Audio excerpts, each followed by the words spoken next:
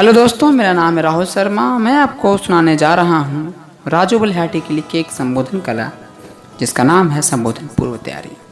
संबोधन से पूर्व क्या क्या तैयारियाँ होनी चाहिए, क्या क्या आपको प्रैक्टिस कर लेना चाहिए, क्या क्या आपको सोच लेना चाहिए बोलने से पहले, आइए जानते हैं। जब यह तय हो जाए कि संबोधन करना है, तत्पश्चात उनकी तैयारियाँ व अभ्यास हमें अच्छी तरह कर लेने चाहिए। आज के ज़माने में किसी भी विषय वस्तु से जुड़ी तमाम जानकारियां आपके हाथ में हैं।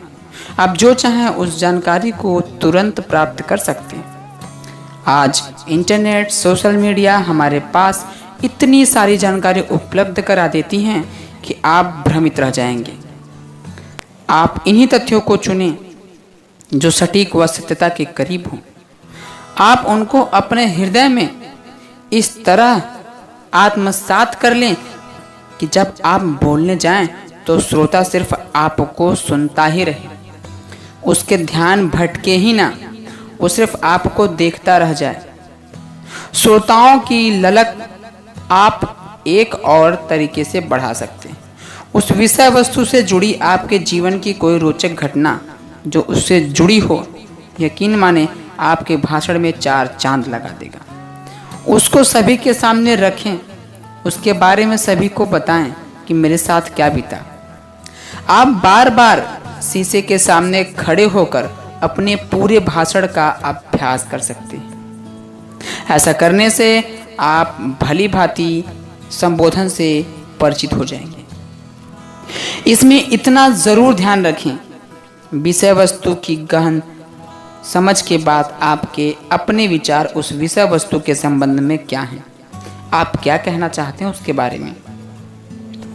श्रोता ये जानना ज़्यादा पसंद करेंगे। आप ही जब आप विषय वस्तु के व्यवहारिक पहलुओं को अपने अंदाज में रखेंगे तो वो सारे आपके अपने विचार लगेंगे और श्रोता उन्हें बड़े ही मन से सुनेंगे। वो आपको पसंद करेंगे, आपके संबोधन को पसंद करने लगेंगे।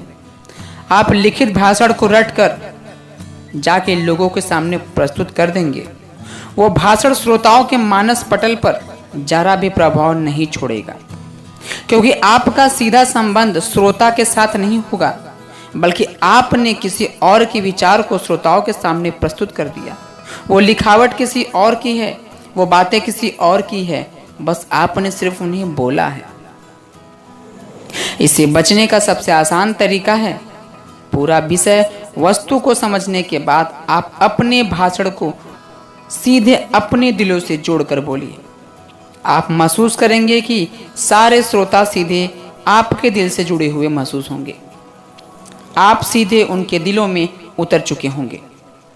खुद ब खुद आपको प्रस्तुत विचारों पर फख्र होगा कि मैं भी ऐसा बोल सकता हूँ। भाषण की तैयारी करते समय इस बात का भी ध्यान देना चाहिए कि उस तथ्य से जुड़ी सारी जानकारी श्रोताओं के समक्ष उल्टी करने से अच्छा होगा कि उनकी स्वीकार्यता, महत्व या उपयोगिता पर बल दिया जाए।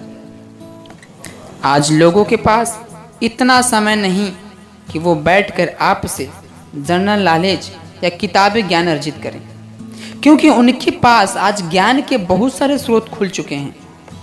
उनके पास ज्ञान के बहुत सारे स्रोत हैं। भाषण देते समय पूरी कोशिश करें कि आपका भाषण किताबी बन के रह जाए। उसको सजाने संवारने की कोशिश करें।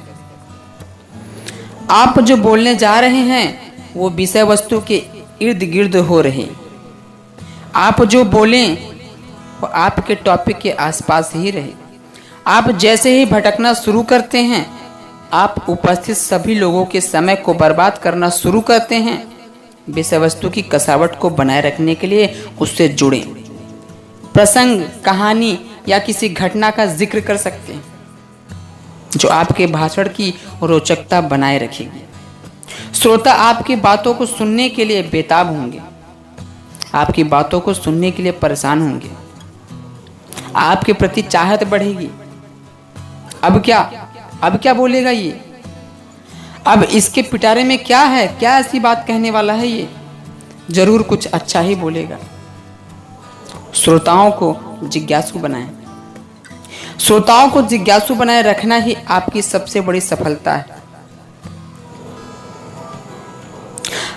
अंतिम आपका प्रयास यह होना चाहिए कि माहौल बोझिल ना हो, बोझिल ना बन पाए। जितना भी आप जतन करना हो कर लें, पर माहौल को बोझिल होने से रोकना सिर्फ और सिर्फ आपके हाथों में है। जैसे आपको महसूस हो कि भाषण बोझिल हो रहा है, वहीं पर आप अपनी बाड़ी को विराम दे दें। इन शब्दों के साथ कहानी का अंत होता है। धन्यवाद।